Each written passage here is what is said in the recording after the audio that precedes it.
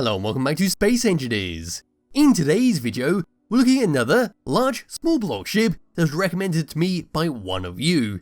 This thing sitting right behind me is the SR-71 Blackbird, which is a completely vanilla design that works very well with the Aerodynamic mod, which is what I've got enabled in this world, and we'll see its effects later on.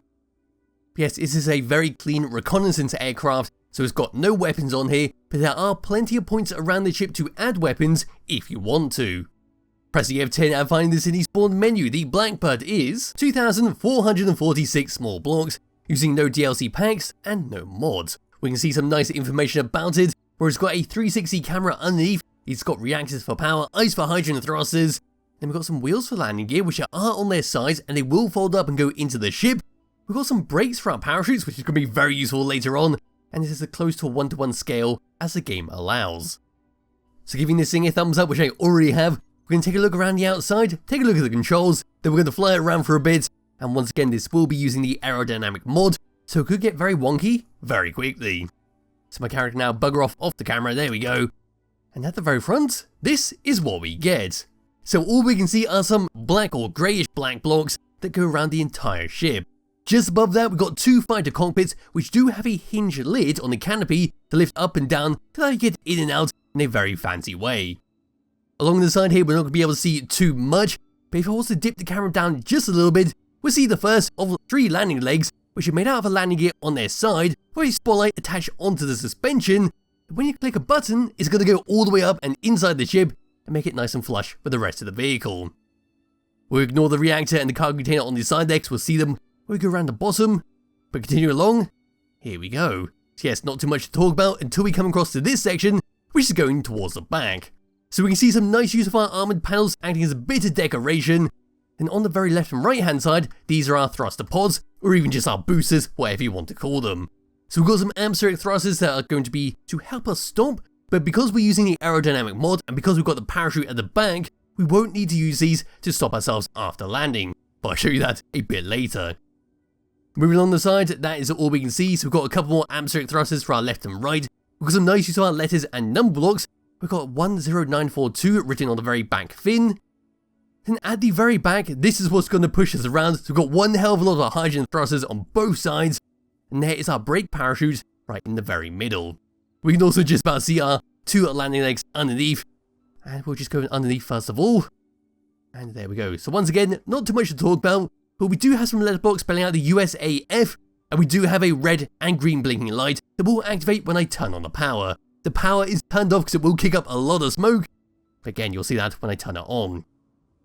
Over to this section, some more folding landing legs, some more atmospheric thrusters to keep us off the ground. Then towards the very front here, we've got ourselves a static camera to view straight down.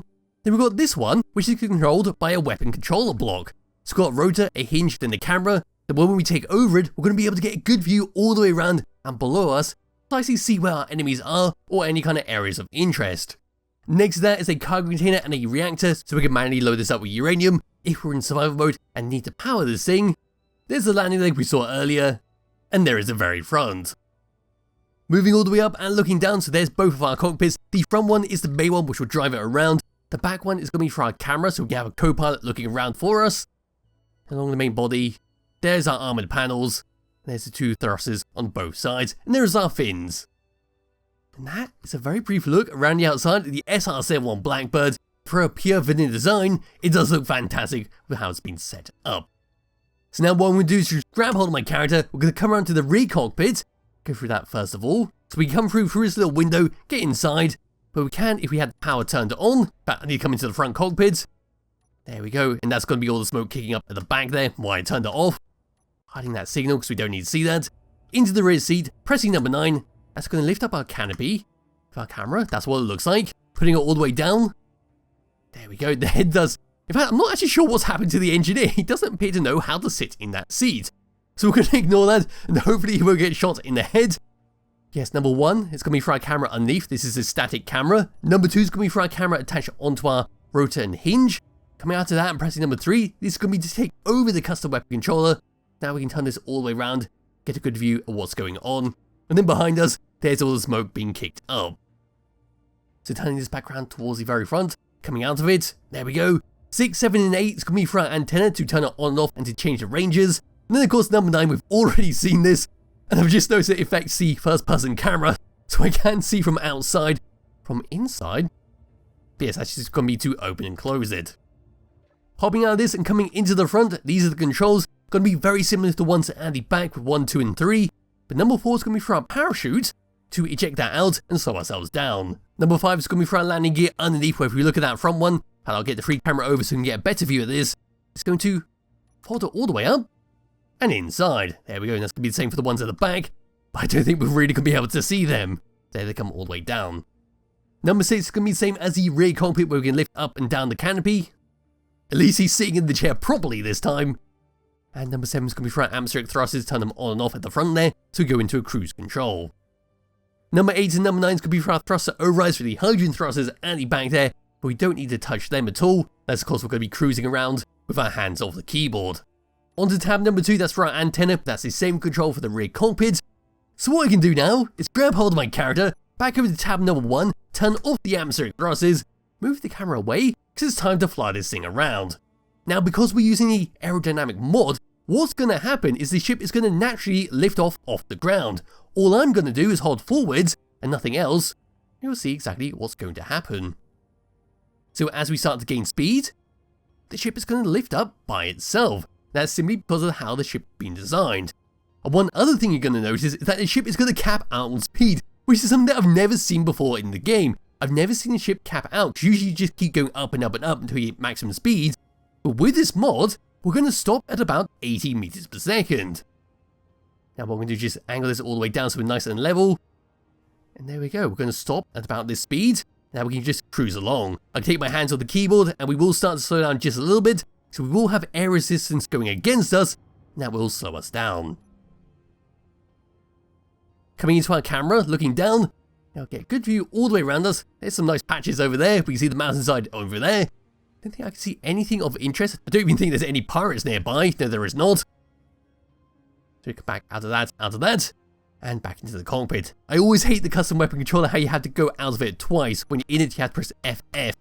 Go back into controls. I always do it too many times and end up getting ejected out of the seat, then chasing after the ship. Yes, we're just going to fly this thing around. I won't do full-on thruster test because it is a bit unfair having this mod installed. We can just fly it around. It does behave like a ship, which is always nice. I think I forgot, yes I did put the wheels back away. That should help greatly while flying this thing around. And that's what it looks like from a distance. So now all I've got to do is land this back down onto the ice, and that'll be that for this ship. There's not too much else to talk about. It's very self-explanatory with how it's all been set up. And now I just need to land this very safely. We're going to come all the way down in first person view. We're going to use a little screen in front of us to see what's going on. And I think I can just hide the HUD because we do have the controls written down there. I do like it having it up so I can actually see what's going on with the speed. So coming all the way down.